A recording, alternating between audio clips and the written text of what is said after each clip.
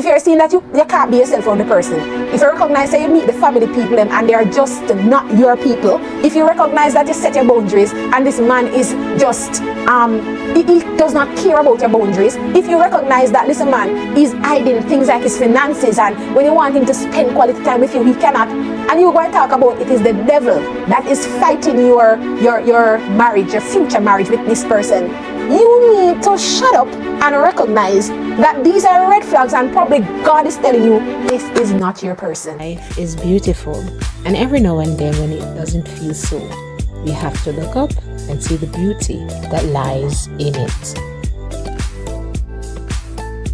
You ask questions like, am I the only one this is happening to? Or will I survive this? Hey, I'm done it, and with God, you can.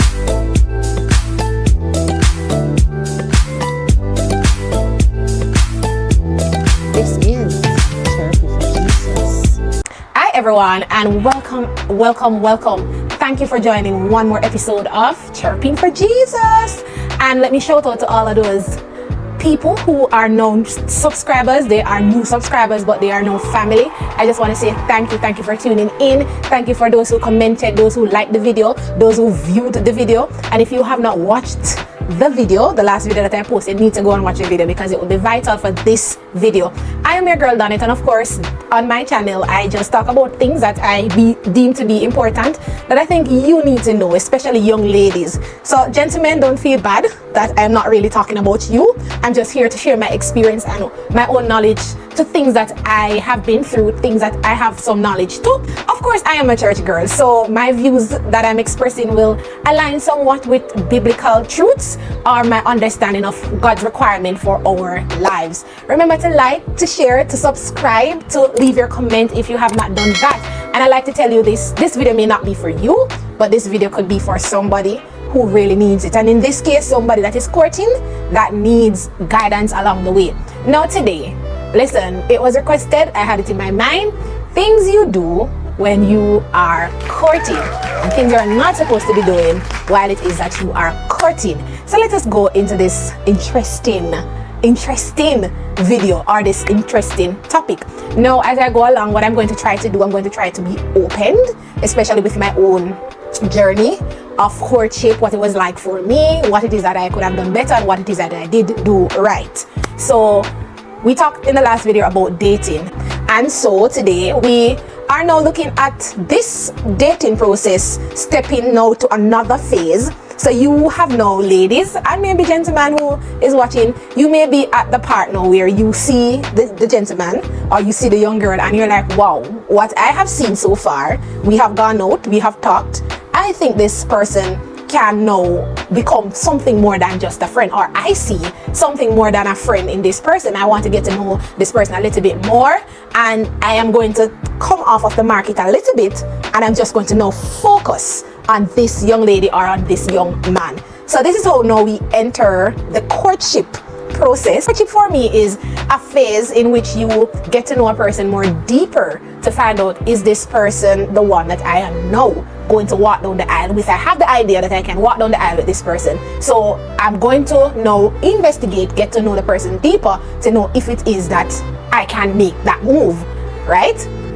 Some people like to give time frames for courtship. As I said, in dating, I don't really have a time frame. The only thing I would like to say is when you're courting, it's a little bit more closer, it's a little bit more personal. So you don't want to be having this whole drawn out thing to tempt yourself or to mislead each other. Because sometimes when you go in the courting phase, you at some point know, yes, this person I cannot be with, or I cannot walk down the aisle with, and this person I can walk down the aisle with. They just want to, you know, not do it, overdo it, and you don't want to underdo it. And we talk about that. So let's talk about the first thing that I would recommend. Now that you are courting, now that you see the person and you're saying, yeah, I want to go a little bit further. The first thing you'd want to do is to set some boundaries to how it is now that you're going to court. Now, when you're setting boundaries, it has to be communicated to each other. And when you're setting boundaries, it cannot be that it's just one person who is setting a boundary. So it cannot be that I have a boundary and the other person don't really have a boundary, or I have a boundary and the person who I'm courting does not think my boundaries are important. It cannot work that way. You have to set boundaries, and while you set your boundaries, you have to agree that yes, I can work with this, we can work through our courting process like this, being comfortable. And even if it's not something that you're comfortable with, because people vary, people have different boundaries, different expectations and stuff, so even if you are not 100% comfortable, you must respect that person's boundary to say this is where they're at. So for me, we had boundaries. I had boundaries when I was courting. For example, we had boundaries not to touch each other inappropriately. We had boundaries not to kiss until our wedding day, right? We had boundaries not to stay on the phone like super duper late and talk about wild conversations some hours. And we had boundaries to if you're going to go somewhere, let me know the little things of your day. I had boundaries where I communicated that I would like for you to call me throughout the day and check up with me. If you don't see me, call me. And so I set some boundaries. So you too, you will need to set boundaries. You will also need to set boundaries like, all right, for twice per week, we're going to meet to pray. We're going to fast, right? So you need to set these boundaries. Is it that you're comfortable with when you go out that you can hold hands? What's the expectation? You need to set some boundaries, because when you set boundaries, it will help the relationship to flow a little bit better. And not only that, boundaries communicate to your partner or to the person who you're courting what it is that you like and what it is that you don't like. And you too can take this moment to really see if this person really respects you and respects boundaries that you have. So don't look at boundaries as only, I'm protecting myself, but also look at boundary as in, does that person respect me enough to honor the boundaries that I set? And listen to what boundaries the person also has, because what if the person think, all right, it's okay for us to kiss, it's appropriate for us to let's say touch, but sex is just out of it. I mean, what if you were saying to yourself, wow, that's not the type of person I'm listening to? So when it is that you listen to those boundaries that the person said, it's also giving you to that idea of, wow, is this person somebody I want to walk down the aisle with? And again, let me put this in courtship, it's more intense. It's that part where you are dropping your guard to be a little bit more opened and to be more honest. The other thing that you need to do is, if you're courting, you need to have an accountability partner. You need to have somebody who you're accountable with for your courtship, right? And when I was courting, I can say it that we never really had somebody who we were accountable to, right? And that is, if I was supposed to date again, that would have been something that I would have changed. And I'm going to tell you why. If you don't know, my husband is a pastor, and I think my husband has the capability, or he knows things, but I can tell you this, no matter what it is that you know, it's the practical part of living out what you know. I don't know how God puts it, I don't know why God does it the way he does, but you just need people who are more experienced to help you to refine it. That's just how it goes. So I think for us, we might have said that, oh, we kind of know what we're supposed to do, which we did know, because anytime it is that we kind of talk to people, let's say about marriage and maybe struggles of marriage and stuff, when things are being communicated, we can truly say that, oh yeah, we kind of know, but the practicality of it, to do it, it's not the easiest thing. But when you have somebody that is accountable with you, or you are accountable to, it helps you, it challenges you to be better.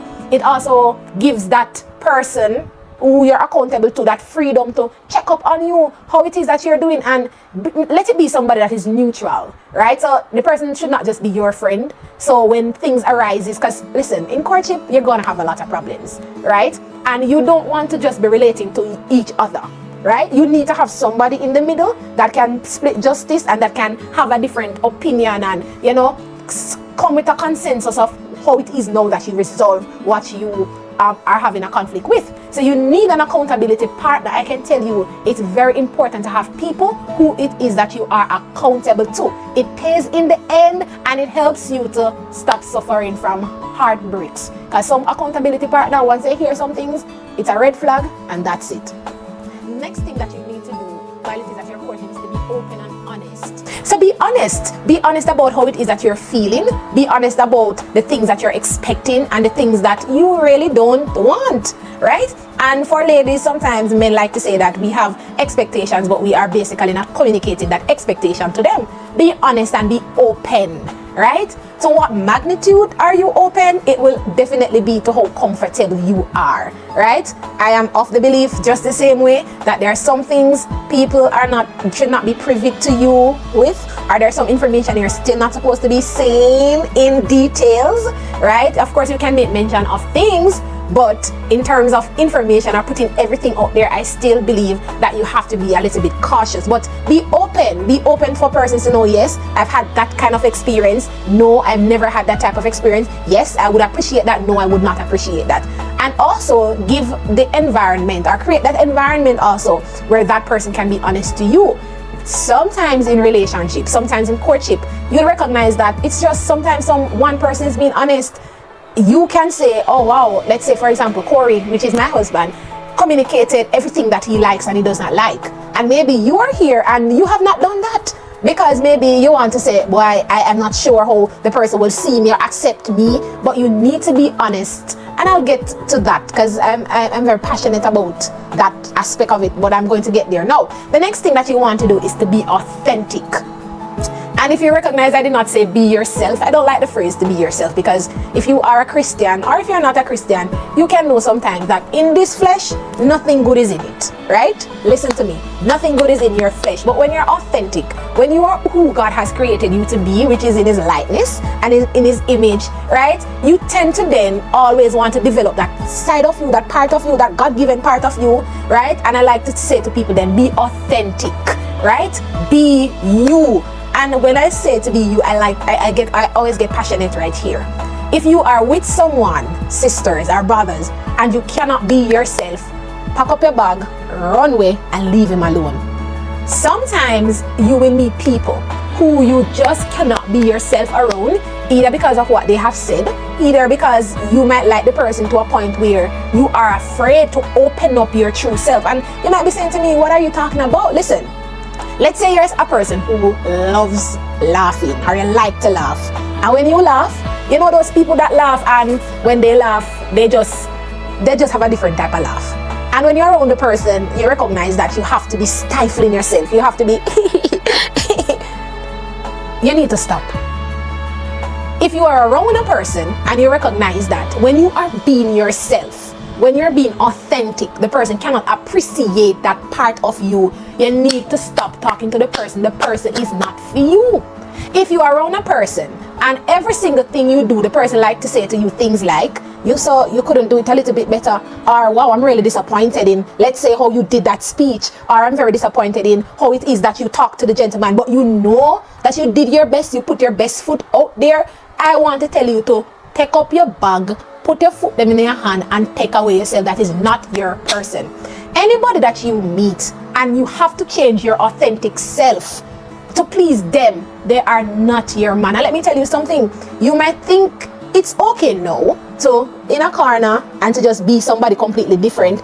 Let me tell you something. You see, when you get married, number one, if you never show that person who you are, that person you will hear talk things when you get married and you're in the marriage. People will say, no, oh, my wife changed, and really it was not change. You have changed. You just now start to be yourself.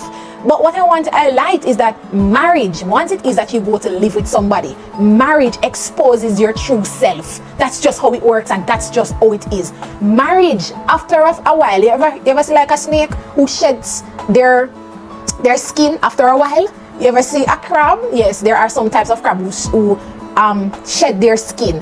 After a while, you are going to shed who you are to the true reflection, and you don't to the real reflection of who you are. And you don't want to enter into a marriage where people have a different expectation of you, when in reality you are this type of person and not that who you portray when it is that you're courting. And so it is important, ladies, for you to be yourself. Also, let me highlight this, that sometimes we start dating, and sometimes in dating you recognize that you just have this love for this person, love to the point where even you will lose yourself, lose who you are. Maybe it is that you lose yourself where you were an outgoing person, but because the person might say to you that, hey, I don't like people who go out, or the person might say to you, say, oh, I don't like going here, or I'm not an outgoing person. What you do, you make the mistake to do, is to stop doing everything that you love, that you enjoy, just to entertain this relationship that you're in. I can tell you now that is a big red flag.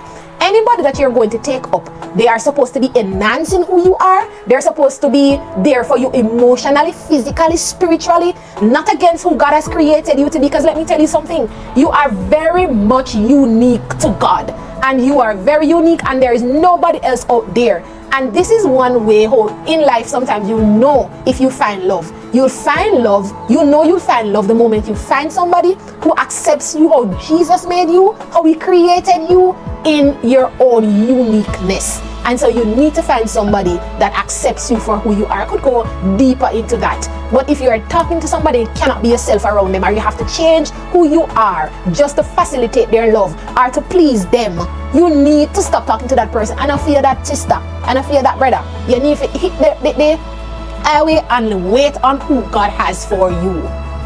The next thing that you'd want to do is make sure that you're spending quality time with each other. And this is very important. This was very important for me. And let me tell you my regrets in spending quality time. One of the things when I was courting that I did was that me and my husband, we talked a lot over the phone. And while it is that we got to know each other more over the phone other than face to face, I recognize that when I got married, like, you know, it's like even though we were spending so much time on the phone, like the facial expressions, his body language, how it is that I reacted to things when he said that, it was totally different. So even though you might be having a disagreement over the phone, or you may be having a conversation over the phone, you'd recognize that you're not seeing how the person is looking, you're not seeing how the person is responding. And so when you get into marriage, because you may not have seen certain part of the person, when the person starts to reveal it now, you're like, wow, then when I did say that, that's how you really looked. And so I would encourage you, don't spend a lot of time on the phone. Don't spend majority of your time on the phone. Get into safe places with other friends. If you go to church, try to be at places where you can spend quality time together to understand each other. And just like our relationship with God, I can tell you this, that the only time you get to know something good, or you get to know something in depth, is when you're spending time with them. And for those who are very busy and you're courting, or for those who are courting somebody who is very busy that can't even find 1 hour out of the week to give to you, let me tell you this, you think you're busy now, or you think that person is busy now, wait until you get married. So if you cannot find time, or your partner together, you cannot find time now to invest, to spend time, what is going to happen when you have kids? What is going to happen when it is that you have to go to work, she has to go to work? You have to find time now, because that time that you spend together, knowing each other, understanding each other, that's the foundation to which it is you build on, or the foundation to which you will have many chaos from. So you need now to spend time. Find time and spend with each other. Find time to get to know each other. Go out on dates. And dates does not have to be 5-star restaurants and stuff. A date can be just a walk in the park. You understand what I mean? Find time to invest in each other, that you can know each other in depthly. Another thing you want to do is you want to discuss finances. And let me tell you this, all of the girls them out there and the man them out there that are talking about, oh, finances don't matter, once me love the man, love is enough, a lie. No go so. You see, once it is that you get married, you'll understand something, that finances matter. As a matter of fact, when you check the divorce rates that are happening within the world, you'll understand that finances come up in number 5. In the 5 things that causes divorce, finances is in that region. Finances matter in your relationship. Listen to me, you cannot carry love to supermarket, you can't carry love on a date, and you can't carry love to pay light bill and water. You can't pay it with internet. Finances matter. Now, I'm not here to say, ladies, that you're supposed to take up somebody who is a millionaire. I'm not here to say that you should take up somebody who maybe has a thriving business, but you must know where each other finances are. You need to know what is the person bringing in. You need to know how is the person financing, what is the person's financial status. You need to know these things. You need to know, is this person a spender? Is this person a drifter? Is this person somebody who is mean? Is this person supportive? You need to know these things. You need to be having conversations, because I'm going to tell you something, no matter how you love somebody, ladies especially, if that person cannot provide for you, even when you're bringing in $1 million, it is still going to be a problem, because that's just how the books work. So you want to be having financial talks. You want to know, the person needs to know, is it that you have a loan, right? The person needs to be knowing those things. Is it that Donnet has a loan, right? Is it that Donnet owes somebody money?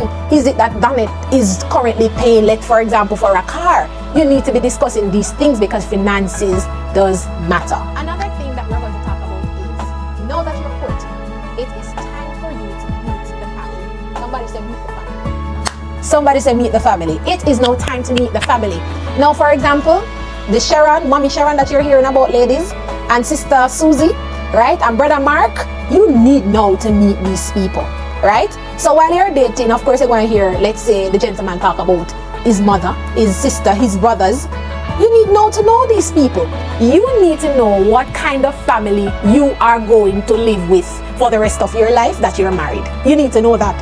And that is very important, because let me tell you, the type of family that you marry in can either break your marriage or they can help to uplift your marriage. The type of family you marry in can either uphold your marriage or they can break your marriage. You need to know these people that I'm getting married in the family with. If I do say yes to the question when it's being asked, are these people cantankerous? Are these people reputable people of the community? Are these people when me and my husband has a problem, the first thing his mother say is, come home, leave the girl or left the girl, cover your yard. You need to know what kind of family it is that you're in. You need to know, is it an introverted family? Is it a loud family? Is it a quiet family? Are these people professionals? Are these people outgoing? You need to know it, because how it is this family are. First and foremost, it's going to be a reflection of your husband. So anyhow you see them operate and stay, I can guarantee you this, that they are going to have, your husband is going to have attributes of them. And let me pause here. You see, even if I never knew my husband's family, the fact that I met my in-laws, I could tell you point blank that they were related, because they have similar traits, even the very way they talk and some of the things and jokes that they have. From I met them, I can say you guys are really brothers and sisters, because the family that you are a part of matters. It matters. You think it does not matter? It matters the type of family you go in.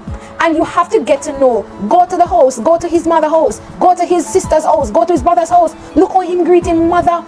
Listen to the things he talks about his mother. Listen how it is he treats his niece, his nephew. You have to listen to how he talks to his brother, because how he treats his family and value his family, that's how you're going to be valued. How it is that they resolve conflicts, that's how he's going to resolve conflict. That's how she's going to resolve conflicts. So you have to know these things.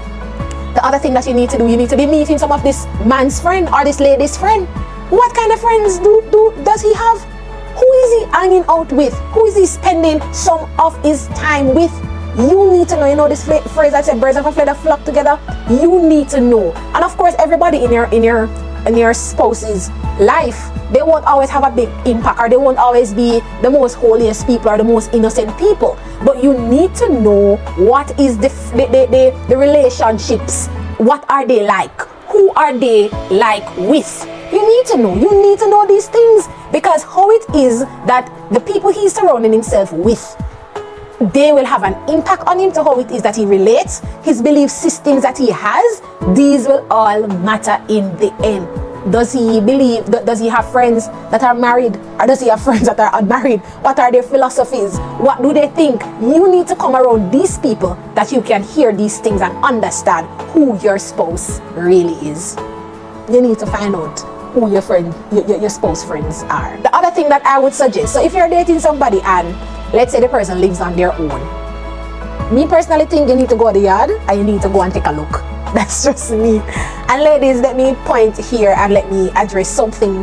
While it is that, yes, there are roles that, a woman is supposed to take care of the home, and we're supposed to be balancing home life and, making sure things are good, you still need somebody who can take care of your home. The person might not be able to take care of your home like you do, but you need someone to take care of your home. And let me give you my own experience. I remember why it's important, or let me highlight why I think it's important. I remember when I had my baby and I came home. I did a surgery and I came home. I could not do anything for myself. So you don't know who had to do all of the things. So you need to ensure that this person can take care of the home.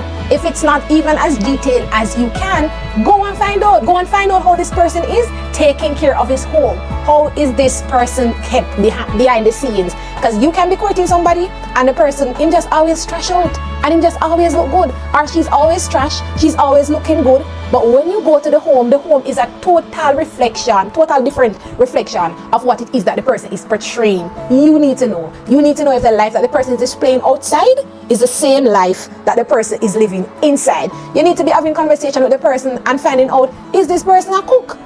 And you might be saying again that, hey, it's the woman's responsibility to be cooking or all of that. But let me tell you something, as long as you're going to be a wife that's not staying home, it will matter. It will matter if your husband cooks, It will matter if your husband believes that he should wash his own clothes, iron his own clothes, mop out the house, carry the child to school. You need now to be having these serious conversations with him. At this point, you need to be having some conversations about sex, about your expectations, about your limits, about what it is or how it is that you believe sex is, or what it is that you believe sex is, or what it is for, right? How is it that as a church people, you believe that if you're going on a fast, the demands of church, you need to be talking about this, and it is very important. Do you believe that when it is that you are vexed, that why you're not to be deprived, or how you might not want to talk about these things as being personal, but you can talk about these things as in discussions. I can also advise you, have these discussions with other people who are married, right? Get other people involved in your courtship, right? So talk about that, right? Another thing that you're supposed to be doing is talking about future goals, right? And future goals are super duper important, and I'm going to share my own experience with that, right? So future goals for me, it's very important to talk about it, and I think I made some highlight of that in the last video when I talked about how it is that you are called to be something, but because you did not, let's say the person did not meet you like that, and during marriage now you decide that, hey, I'm getting up to do this, how it can pose a problem. And it is a problem, and it can be a problem because everybody that you meet, they have future goals. Whether or not it is that they talk it out, whether or not they pencil it out, people have in their brain where they see themselves in the future. And you don't want to be in a relationship with people who don't have like visions like you. So for example, I am a person who I've always liked to travel. I've always talked about traveling and stuff, but that wasn't something that I really discussed when it is that I was getting married, right? And my husband is just not a foreign-minded person. And it came a point in my marriage where we had to stop and we had to talk about it, because my husband is just not foreign-minded, while for me, I like to travel and I like to go to other places.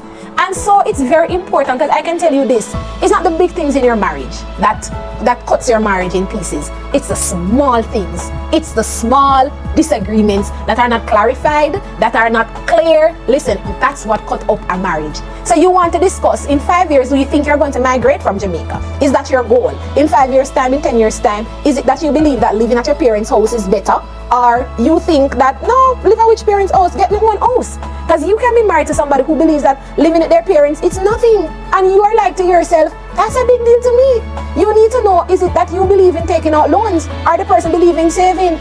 These things will matter when it is that you come into the marriage. That's just how it works. It's just the things that can break marriages if you're not having this discussion. And I'm here to say to you, deal with these things because they will matter. So you need to be knowing, in 5 years' time, is it that for future you're supposed to believe in discipline? Do you believe that my child should be disciplined? Or do you believe that the child, if you are not, the child won't respond? You need to be talking about these things. Do you believe in credit? Do you believe that everything you want at court you must go for it for? You need to be talking about these things, because these things will matter in the end. So talk about your future goals, how you see yourself, what you want for yourself, the aspirations that you have. All right? So let's now talk about things that you should not be doing. And of course, I did touch on some things that you're not supposed to be doing, but let me now put the title to it. Things you should not be doing while it is that you are courting. So one of the things that you should not be doing while it is that you're courting is to succumb to pressure. Now, once you start talking to somebody, I can tell you this in Jamaica, the first thing when people see you is, the question is, when are you going to get married? Even your family sometimes will say, you talk to the man too long. You say the man, I'm going to take too long to pop the questions and stuff. Don't listen to people. Listen to me. Don't listen. Take your own time. This is just like a cake one time to bake. Take time to know each other and take time to go through your own phase. Don't let anybody rush you. Take your own time. Don't succumb to society's pressure. Don't succumb to the church community's pressure, the external voices. Be prayerful about what it is that you're doing and take your own time. Another thing that I'm going to talk about is look out for the red flags and do not say, for Jesus' sake, that it is the devil that is fighting you. I don't know, but especially Christian young people when they're courting, once it is that problem comes up, the first thing we like to say is, the devil a fight us for us not to get married. And while it is that can be true, that the enemy is fighting us, or that the devil does not want to see us get married, majority of the time, you can know, if you are discerning, if you are prayerful, you can know when it is that God is saying to you, don't go down this path with this person. Or you can know if it is that is the enemy that is fighting your marriage, or fighting you walking down the aisle. So if it is that you are seeing the red flags, if you are seeing that you can't be yourself around the person, if you recognize that you meet the family people and they are just not your people, if you recognize that you set your boundaries and this man is just, he does not care about your boundaries, if you recognize that, listen man, he's hiding things like his finances, and when you want him to spend quality time with you, he cannot, and you go and talk about it is the devil that is fighting your marriage, your future marriage with this person, you need to shut up and recognize that these are red flags, and probably God is telling you this is not your person. And it is not the devil that is fighting you. Some things in life is as is, and you cannot change it. So what it means is you're supposed to go and find your is. That's just it. Some things in life is as is, you need to go and find your is and let the person find their is. That's just how it goes. Do not ignore your gut feeling. And let me be passionate now about this. Listen to me, ladies, listen to me, man. There are some times in courtship where you're courting somebody, you're looking forward to get to the aisles, and there is something deep down inside of you that cannot be settled. No matter how you pray about it, no matter how it is that you are moving forward, you don't have any peace with it. If you are going to marry someone, or you're going to walk down the aisle with somebody, you must have God's peace. Somebody say God's peace. You must have God's peace resting in your heart. And if you're not peaceful about it, do not do it. If you don't find peace, and how it is that you find peace, even though you might be having problems, even though things might come up that wants to throw you off, there is this settled peace that is way deep down in you that nobody can take away. I am here to say to you, make sure that you have peace when it is that you're courting. Make sure the peace that passeth all understanding is shed abroad in your heart for that person. Do not ignore your gut feeling. I call it the Holy Spirit. There are sometimes some stories I go and hear that the person is telling, and it's like in your mind something is saying, something is just wrong about this. Like, I just don't know what it is, but something is wrong. Do not ignore it. Ask the Holy Spirit to reveal it to you, and He will reveal it to you. Do not ignore it, and don't live your life, go to marriage, don't pass these red flags and go to marriage, and when it does not work out, you look back and say, wow, it was God. It will be too late for that. So I want to encourage you today to be prayerful about your task and be intentional as you seek God's clarity in courtship. Go out and have fun, be sensitive, be opened to God, and I am sure that you'll navigate this courtship with success. Until then, have yourself a wonderful time, and remember to like this video, share it, comment and subscribe. And if you have any tips or pointers too that you would suggest to somebody if you're already married, or you could be you have gone through courtship and this was something that really broke you or built you or is building you now, just put it under the comment section. Until then, Chirpy for Jesus all the time.